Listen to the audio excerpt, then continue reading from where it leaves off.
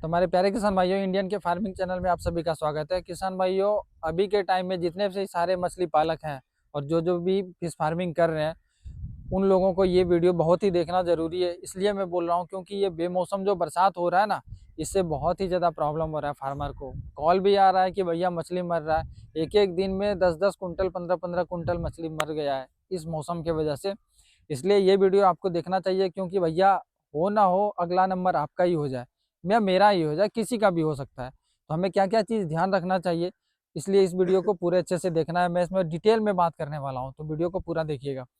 देखिए, सबसे first problem क्या आ रहा है कि जैसे ही बारिश हो रही है ना, तो सबसे पहले हमारा तालाब का पानी जो वो मतलब ऐसा हो गया है कि कभी दोपहर के टाइम में ब्राउन हो जाता है, इवनिंग के टाइम में ब्लैक हो जाता है। पानी के ऊपर से एक लेयर जम जाता है, लेयर बन गया है। वो देखिए, आपको अगर दिख रहा होगा तो ये तो इस तालाब में कम लेयर है, लेकिन दूसरे दूसरे तालाब में और भी ज़्यादा लेयर है। पूरे तालाब में ही लेयर बन चुका है। तो ऐसा प्रॉब्लम आ रहा है। सेकेंड प्रॉब्लम क्या आ रहा है किसान भाइयों की, ये जो हमारा तालाब में जो डिजॉल्व ऑक्सीजन है वो बहुत ही ज़्यादा कम हो जा रहा है अचानक से।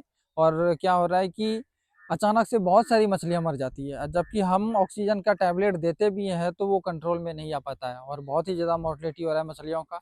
1 केजी, 2 केजी, 1.25 केजी की मछलियाँ बहुत ही ज़्यादा मोर्टेलिटी हो रहा है अभी के टाइम में इस मौसम की वजह से।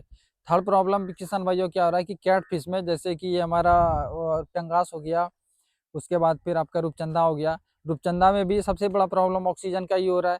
और पंगास में क्या हो रहा है किसान भाइयों की, जो बच्चा अभी स्टॉक किए हैं, मतलब 10 तारीख को जो बारिश हुआ है उसके पहले अगर वो बच्चा स्टॉक किए 2 दिन पहले, तो उसमें फंगल का प्रॉब्लम आ चुका है।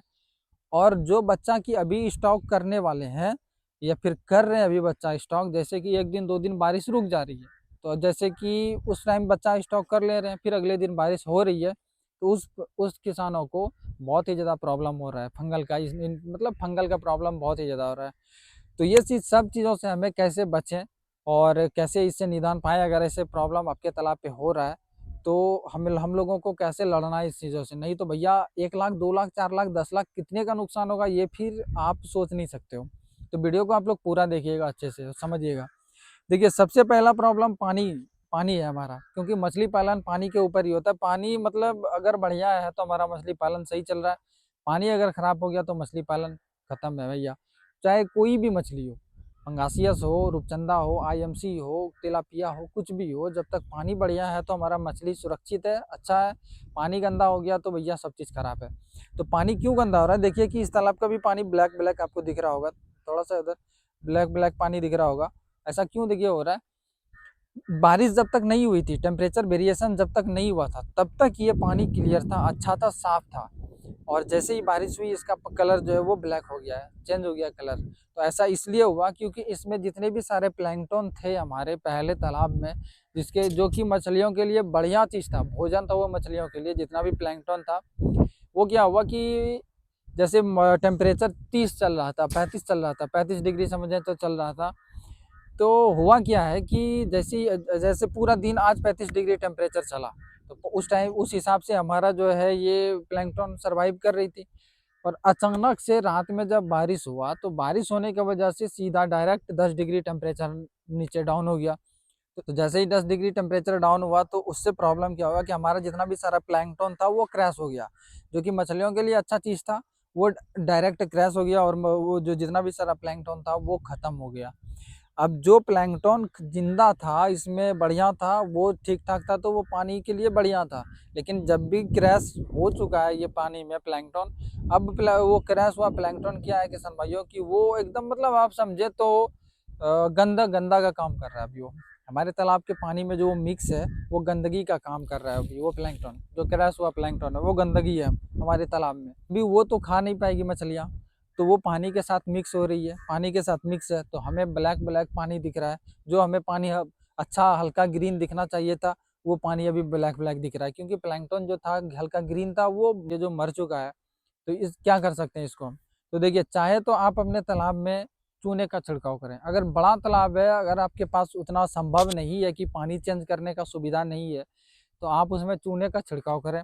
चूना क्या, 1,000 स्क्वायर फीट में 1 केजी से 1.5 केजी काफ़ी हो जाता है। 1 केजी से 1.5 केजी 1,000 स्क्वायर फीट में आप चूने का छिड़काव कर सकते हैं।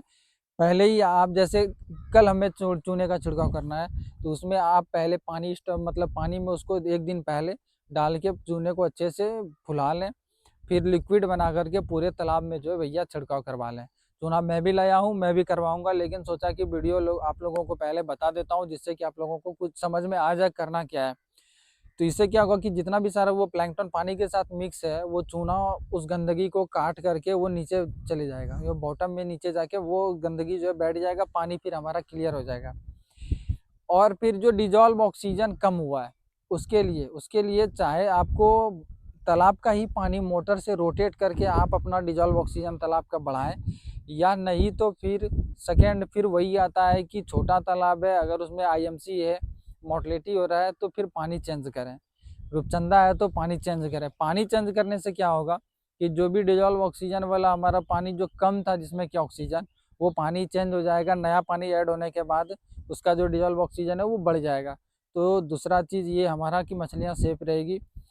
और थर्ड चीज़ किसान भाइयों, जो कि सबसे बड़ा मेजर प्रॉब्लम आ रहा है अभी मछली मरने का, फंगल के वजह से। तो फंगल की वजह से जो मछलियाँ मर रही है, उनके लिए मैं अभी यही कहूँगा कि जो बच्चा स्टॉक किए हैं उनके लिए तो वो समझें कि हम आपका नसीब ख़राब है कि बच्चा आप स्टॉक किए 2 दिन पहले और बारिश हो गई, प्रॉब्लम आ गया, तो वो आपका नसीब ख़राब है।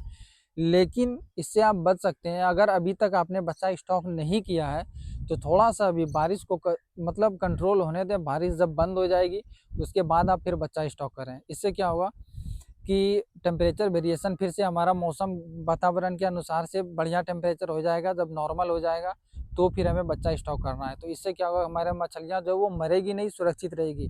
अगर भैया मर रही है मछलियाँ, बहुत सारे फार्मर का भी मर रही है, तो अगर मछलियाँ मर रही है तो इसके लिए आपको दवाई का यूज़ करना पड़ेगा। देखिए सैनिटाइज़र होता है, बायोनेक्स 80 होता है फंगल के लिए, उसके बाद फिर ऑक्सीजन का प्रॉब्लम हो रहा है तो ऑक्सीजन टैबलेट होता है। अगर वैसा कुछ प्रॉब्लम हो रहा है, तो अगर ज़्यादा फंगल हो गया है तो बीकेसी 80 का यूज़ करें, उसमें मिक्स आयोडीन 20% इस दवाई का यूज़ करें। और अगर आपको नहीं मिल पा रहा है तो आप हमसे भी ऑर्डर लगवा सकते हैं, आपका जो है ना लगभग होम डिलीवरी तक पहुंच जाएगा। उसके बाद फिर आप एंटीबायोटिक यूज़ कर सकते हैं। एक एंटीबायोटिक देखिए कि फीड के साथ मछलियों को डायरेक्ट दाना के साथ मिला करके मछलियों को दिया जाता है, वो यूज़ करना होता है। तो उससे बहुत हद तक जो है किसान भाइयों बीमारी को कंट्रोल किया जा सकता है और आपकी मछलियाँ मरने से बच जाएगी 2 दिन के अंदर।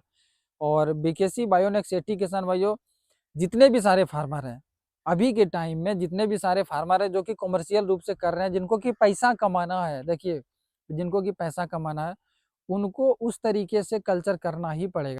अगर आप सोच रहे हैं कि हमें फ्री फोकट में फिश फार्मिंग कर लें और खर्च ना करें, तो नहीं होने वाला है। कमर्शियल रूप से अगर आपको फिश फार्मिंग करना है किसान भाइयों, तो आपको दवाई का यूज़ करना ही पड़ेगा। बीमारी आ गई, बीमारी अगर आ गई बाई चांस, तो प्रॉब्लम हो जाएगा। सारी मछलियाँ जो कि आपका जो भी फ्री पॉकेट में रेडी होने वाला था, वो भी कहानी खत्म हो जाएगा। तो दवाई का यूज़ ज़रूर करें। देखिए महीने में 1 दिन ही यूज़ करें, महीने में 1 दिन यूज़ करें। 7 महीने 8 महीने का कल्चर है, 7 महीने 8 महीने, महीने में 1 दिन ही यूज़ करें। अगर आपका 5000 स्क्वायर फीट का तालाब है, तो 1 लीटर में आपका 6 महीने 7 महीने आराम से चल जाएगा। तो 1 लीटर मंगाने का क्या प्रॉब्लम क्या है? मार्केट में जाइएगा, 1 लीटर का प्राइस 1400-1500 लेता है। उससे आपको 30% 40% में हमसे आपको मिल जाएगा होम डिलीवरी होकर के। तो प्रॉब्लम क्या है? तो आप दवाई का भी ऑर्डर हमसे लगा सकते हैं। ऊपर से किसान भाइयों प्रॉब्लम देखिए फिश फार्मर को, और वो क्या करते हैं कि वो सोचते हैं यही हमेशा कि मछली पालन ऐसा है कि हम लोग नॉर्मली मतलब कि पानी में डाल करके होममेड फीड यूज करके मछली पालन कर लेंगे, तो वैसा मछली पालन होता नहीं है। इसके पीछे आपको लगना पड़ेगा अच्छे से, इसके पीछे आपको मेहनत करना पड़ेगा अच्छे से। अगर आप मेहनत करते हैं तो फिर मछली पालन में कमाई होगा, मेहनत नहीं करते हैं तो मछली पालन में कमाई नहीं होगा, क्योंकि ये रिस्क वाला काम है भैया, इनमें इसमें इन्वेस्ट करना होता है। ऐसे कुछ नहीं होता है, ये गोबर चूना डालने से सिर्फ कुछ नहीं होने वाला है, तो मेहनत करना ही पड़ेगा।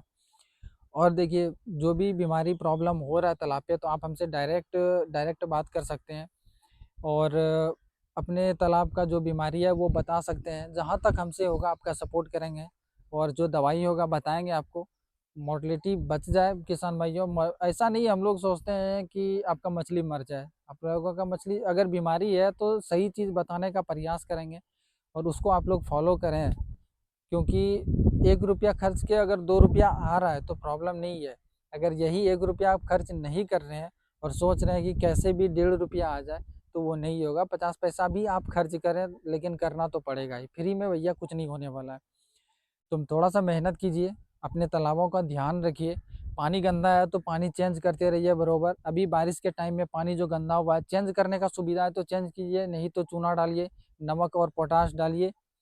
1000 स्क्वायर फीट में चूना मैंने आपको पहले भी बताया कि 1 से 1.5 kg नमक और पोटाश डालना है, तो 10 ग्राम पोटाश डाल दीजिए और उसमें 1 kg नमक डाल दीजिए 1000 स्क्वायर फीट के लिए। अब आपके पास 10,000 स्क्वायर फीट हो, 20,000 स्क्वायर फीट का तालाब हो, तो आप खुद से कैलकुलेट करके एक बना लीजिए, उसके बाद फिर आप उसमें डालिए। और किसान भाइयों, यही रही बात फिश फार्मिंग से रिलेटेड, और भी वीडियो आपको जानना है, सीखना है इसके बारे में, तो हमारे चैनल को सब्सक्राइब कर लीजिए, क्योंकि बहुत दिन से लॉन्ग वीडियो आया नहीं था। आज मैं आपसे बोल रहा हूँ कि सब्सक्राइब कर लेना है, तो आप सब्सक्राइब कर लीजिए। मिलते हैं अगले वीडियो में। अब ऐसे ही कंटिन्यू धीरे धीरे वीडियो हम लोग डालेंगे, लॉन्ग वीडियो, जिसमें कि आप लोगों को अच्छे से डिटेल में समझ में आएगा। धन्यवाद।